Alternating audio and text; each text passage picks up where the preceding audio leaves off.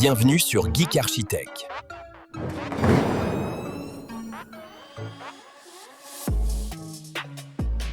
Salut à toutes et à tous. Alors, j'avais besoin de vous faire un petit point sur Zendur. Parce que non, tout n'est pas parfait. Certains sont très contents de ces produits et d'autres sont très déçus. Moi, j'ai le cul pile entre les deux. Salut à toutes et à tous, moi c'est Geek Architect de la chaîne Geek Architect. Je suis votre cobaye en quelque sorte. Je teste, je galère.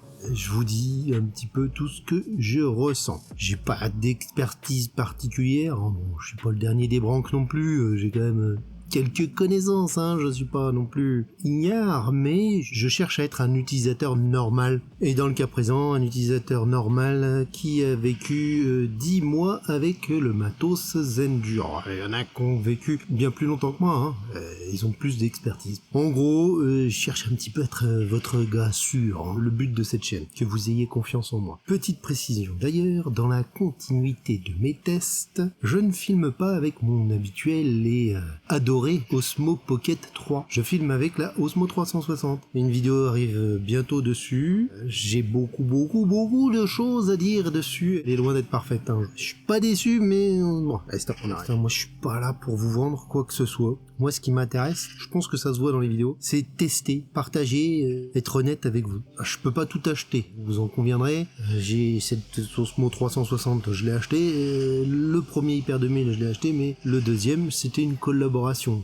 Je passe du temps à vous faire toutes ces vidéos, et comme on dit, le temps c'est de l'argent, donc moi, c'est mon kiff de faire des tests, et ma rémunération quand il y a une collaboration, c'est de garder le produit. Je n'ai jamais rien demandé d'autre que ça jusqu'ici. Si je voulais juste faire des vues, cette vidéo-là, n'existerait même pas. Merci pour vos abonnements, merci pour vos vues. C'est grâce à ça que j'ai des collaborations sympas, et d'ailleurs une très grosse arrive bientôt. Pour cadrer un peu le truc, mon but c'est pas de parler de la rentabilité des batteries. D'ailleurs je laisse ça à Hugo Fortier, il a fait une très bonne vidéo là-dessus. Moi, je l'ai déjà dit, d'ailleurs il y a beaucoup de choses, faut aller voir mes autres vidéos où je développe plus les choses. Là je vais un petit peu survoler et vous parler d'une expérience globale. Dans le cas de ces batteries là, je les vois du côté plus du confort. Je pense pas qu'il faut voir que la rentabilité, sinon ça peut être très compliqué. En cas de coupure par exemple, pour les jours rouges tempo, ou pour être simplement tranquille. Parce que moi par exemple, réinjecter dans le réseau, c'est un truc, ça me gonfle, j'aime pas ça, ça me stresse, voilà.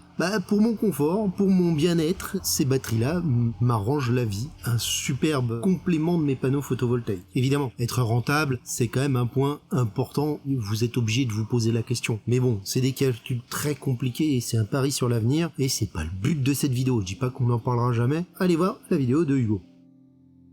On va parler de mon expérience avec Zendur. Le Hyper 2000. On va commencer par lui. C'est mon cauchemar préféré. C'est ça qui est chiant. Lui, des fois, il va marcher nickel pendant plusieurs mois et puis par moment, il va me rendre complètement dingue. Il m'a déjà fait perdre des heures à chercher à comprendre pourquoi il se mettait en veille alors que on est en plein soleil. Ultra beau. Le truc incompréhensible. Résultat, l'inverse de tout ce qu'on avait prévu au niveau rentabilité par exemple, on injecte dans le réseau tout ce que l'on veut éviter. Alors le pire du pire avec ce Hyper 2000, il a failli me gâcher mes vacances, ouais j'exagère pas. Le premier soir de mes congés, on s'est tapé 600 km de bagnole là, je fais un petit check de l'application Zendur et paf, plus rien ne marche du côté du Hyper. Franchement j'étais ouf. Bon, pendant ce temps-là, le 2400 AC lui il tournait parfaitement.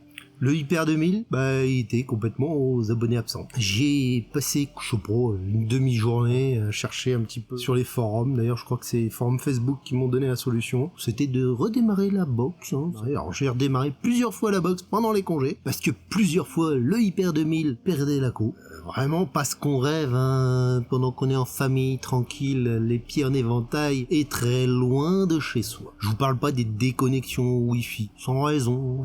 Même avec mon installation Mesh, j'en ai déjà parlé dans des vidéos, Wi-Fi 7 Mesh, qui est nickel. Je sais que c'est pas le réseau mon problème, il est bien paramétré, il y a des petits paramétrages à prévoir, regardez la vidéo en question. Obligé de, je sais plus comment ils appellent ça, faut aller dans configuration réseau, voilà. Autre petit bug que je rencontre avec le Hyper 2000, alors ça c'est un truc qui me rend mais vraiment dingue. Parfois il démarre la charge, puis il se met en veille, puis il redémarre l'achat, puis il se met en veille, sans aucune raison parce qu'il y a du soleil, voilà, puis que le 2400 il fonctionne normal, stable. Là où ça m'énerve, c'est que Zendur a expliqué, avec leur mise à jour du HEMS logiciel, que il y avait des limitations pour éviter que le relais se mette en route et qu'il s'arrête et qu'il se remette en route et qu'il s'arrête justement quand il y a un passage nuageux, que le relais, voilà, parce qu'il y a un petit relais qui fait clac, clac, clac à l'intérieur du truc. Voilà, il faisait tout pour éviter ces bascules. Bah moi, mon Hyper 2000, il fait l'inverse. Il bascule, mais alors, plusieurs fois par minute. C'est un truc de dingue. Ça me rend... voilà. J'arrête là, mais bon, je soupçonne des problèmes de serveur. Pourquoi que le Hyper 2000 ? Je vais vous dire les choses franchement, régulièrement, ce Hyper 2000, j'ai qu'une envie, pas de le balancer par la fenêtre, je suis rez-de-chaussée, mais c'est de le vendre. Des fois, il m'énerve tellement ce truc. Puis après, il va fonctionner nickel pendant 2 mois, puis je vais dire, peut-être que j'en ai fait un peu d'équerre, je me suis peut-être énervé pour rien, puis paf, c'est dommage, c'est usant. Et le 2400 AC, celui de ma collaboration, les esprits tordus vont dire mais c'est parce que t'as une collaboration, c'est pour ça que tu en dis du bien. Non, j'en dis du bien parce que je le trouve bien. C'est le jour et la nuit, beaucoup plus stable, quasi aucune déconnexion. Je dis pas que ça m'est jamais arrivé. À côté du Hyper 2000, rien à voir. Globalement, il est fiable, il est rassurant, il fonctionne bien, il fait ce qu'on lui demande. Il y a plein d'autres batteries concurrentes, je les ai pas toutes testées, donc je peux pas vous dire c'est le meilleur du marché, mais il y a le potentiel pour les. Mais malheureusement, nos amis de chez Zendur ont bridé certaines fonctions, on en parle juste après.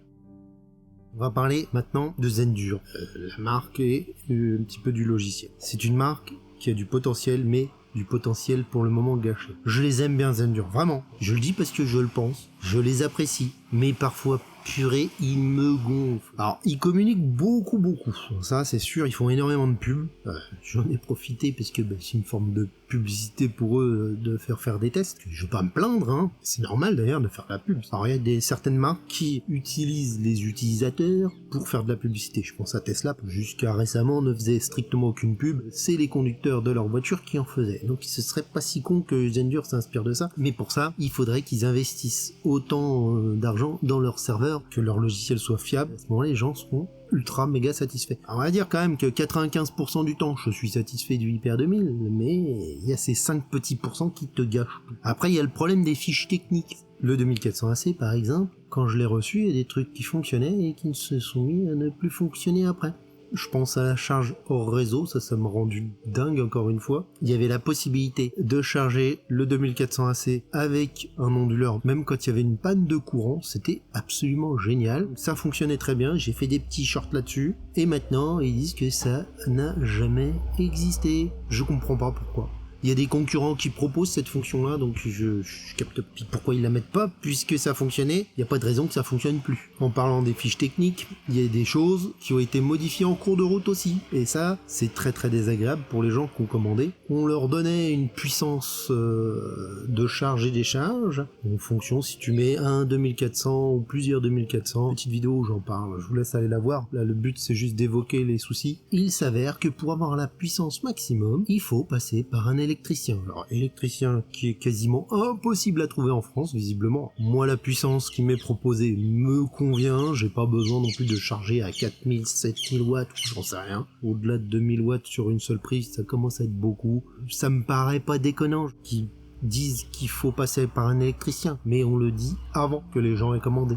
Dans la fiche technique, avec une petite étoile, c'est 800 watts et 2400 watts si vous passez par un électricien. Par exemple, les choses sont claires et personne n'est surpris. Et là, c'est arrivé en cours de route. Voilà, c'est un très gros problème pour moi. Et il y a autre chose aussi, je me fais engueuler moi je suis pas responsable des commandes de chez Zendur. Les délais de livraison peuvent s'avérer être interminables. On est en septembre, je crois qu'il y a certains qui attendent encore leur commande du mois de mai. C'est énorme.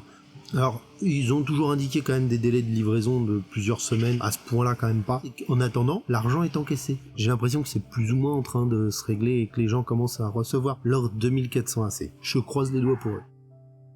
On va parler du logiciel. Il y a un truc qui est bien, je sais pas qu'est-ce qu'il a le Kleps là. Il y a des progrès, mais il y a des manques. Alors il y a beaucoup de positifs. Moi par exemple, le HEMS quand il est arrivé, ça m'a changé la vie. Libérateur, ce truc, parce qu'il me permettait de faire cohabiter beaucoup plus facilement le 2400 AC avec le Hyper 2000. dans le cas des gens qui ont que des Hyper 2000, j'ai l'impression que le HEMS n'est pas forcément la bonne solution. Mais quand vous avez plusieurs types de matériel, le HEMS, moi je trouve ça très très bien. Ils ont aussi fait évoluer les temps de bascule pour la charge et décharge. Hein. Moi je trouve ça vachement bien. Il y a certaines personnes à qui ça ne convient pas. J'ai quand même cette sensation, d'ailleurs c'est pas qu'une sensation, c'est pour moi un point positif, ils écoutent la communauté. Pour les améliorations logicielles, on voit quand même qu'ils sont attentifs et qu'ils regardent quelles sont les demandes. Alors c'est un peu long, ça met beaucoup de temps à arriver, mais ça finit quand même par arriver, souvent avec quelques petits bugs quand même à la clé. Les dernières mises à jour n'ont pas été forcément de tout repos. Par contre, il y a quand même un point que je trouve vraiment mauvais, c'est les serveurs. J'ai l'impression que beaucoup de soucis que l'on rencontre sont des soucis de serveurs. J'ai déjà vu ma batterie se vider en plein soleil, par exemple. Quand le relais bascule dans un sens, un coup dans l'autre sens, j'ai vraiment de gros doutes que ce soit quand même des soucis de serveur. On a beau en fait tout faire, redémarrer la box, redémarrer le Zendur en question, faire des redémarrages profonds, vous voyez, vous enlevez la batterie, vous réinstallez tout le logiciel, vous avez beau tout faire, les problèmes ne se règlent pas. Bien souvent en fait c'est que ça vient pas de là le problème, ça vient pas du matériel en lui-même, ça vient souvent du serveur lointain. Il y a encore beaucoup de manques au niveau du logiciel. Il y a des choses qui sont prévues, on les attend. Pour moi ce qui manque c'est un mode de programmation, un vrai mode de programmation. Juste un tout petit exemple, pareil, j'en ai déjà parlé, choisir une puissance de charge la nuit et se passer en automatique ou en Zenki la journée. Que ça ce soit programmable. Tout le monde n'a pas les mêmes besoins, mais un vrai mode de programmation pourrait permettre à Zendur de se libérer, parce que leur Zenki, il répondra pas, le Zenki, le truc qui est censé être intelligent, mais par exemple, même s'il est intelligent, des fois, il va vouloir charger la nuit, mais non, je ne veux pas que tu charges la nuit, je veux que tu charges uniquement le jour avec le soleil, sauf dans certains cas où ma batterie risque de descendre en dessous des 20%. Donc si par exemple elle a 15% et qu'à ce moment-là il me remonte, que Zenki me remonte un petit peu pour qu'elle descende pas trop bas, ça me dérange pas. Ce qu'il faudrait, c'est quand même un vrai mode de programmation. Voilà, ça je l'ai déjà dit, je le redis.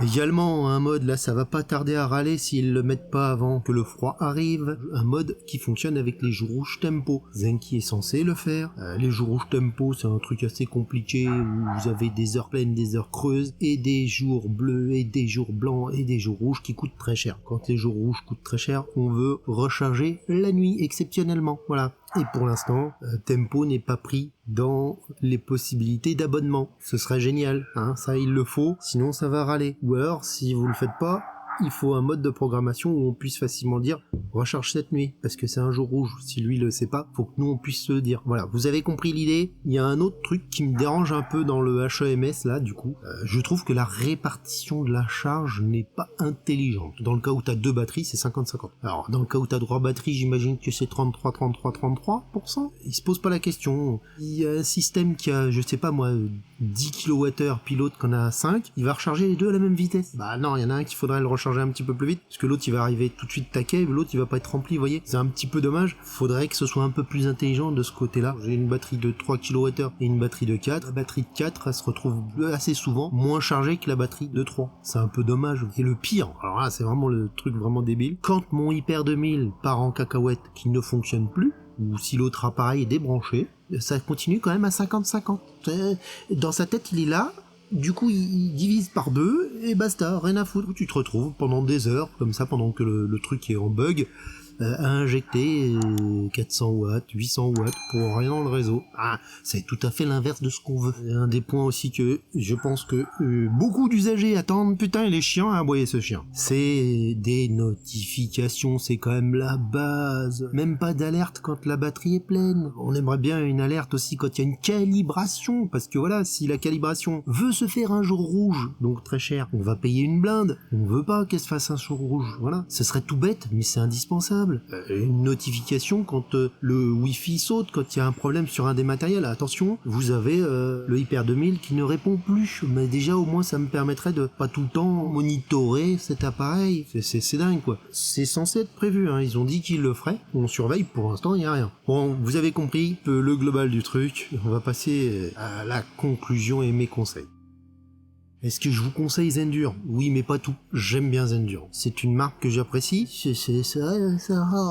J'ai le cul entre deux chaises. Il faut savoir ce que vous allez acheter et que vous pouvez éventuellement, quand même, de temps en temps, être un peu exaspéré par ce matériel et cette marque. Ils sont capables du meilleur comme du pire, c'est ça qui est chiant. Si vous devez choisir, prenez le 2400 AC ou éventuellement le SolarFlow 800, mais franchement, je déconseille le Hyper 2000.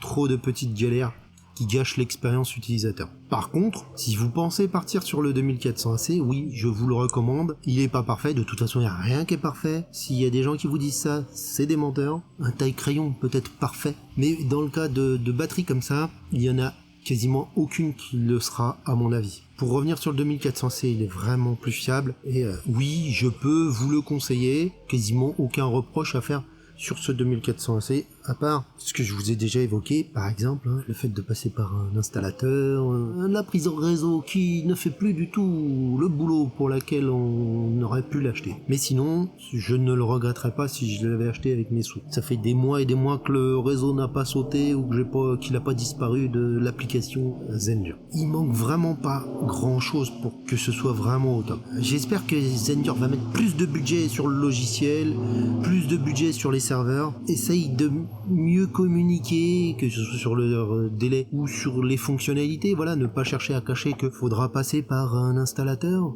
Ces petites corrections et je pourrais dire ok, allez-y, c'est vraiment très très bien. À l'heure actuelle, il y a quand même ces petits défauts qui font que on peut pas forcément le conseiller à tout le monde. Faut un minimum être un peu geek comme moi ou bidouilleur et être prêt à par exemple se trouver des solutions de secours. Si ça ne me convient pas, si j'arrive pas à avoir la programmation que je veux, je passerai par Home Assistant pour piloter le tout. J'ai une solution de secours. Pour celui qui veut un truc totalement plug and play, le 2400 va pouvoir faire le taf. Il y a quand même une petite possibilité que vous rencontriez des petits soucis et ces petits soucis, il va falloir se bagarrer pour les régler. Je dis pas que ça va être le cas, mais c'est quand même un point non négligeable. Est-ce que Zendur va réussir à passer d'une marque à gros potentiel, parce que c'est le cas, à une marque de grande confiance? C'est leur travail, c'est là-dessus qu'il faut qu'ils bossent. Là, j'ai un test d'une batterie concurrente qui va bientôt arriver d'ici 2-3 semaines. On verra si d'ici là, Zendur fait de réels progrès. Et on le souhaite pour les acheteurs futurs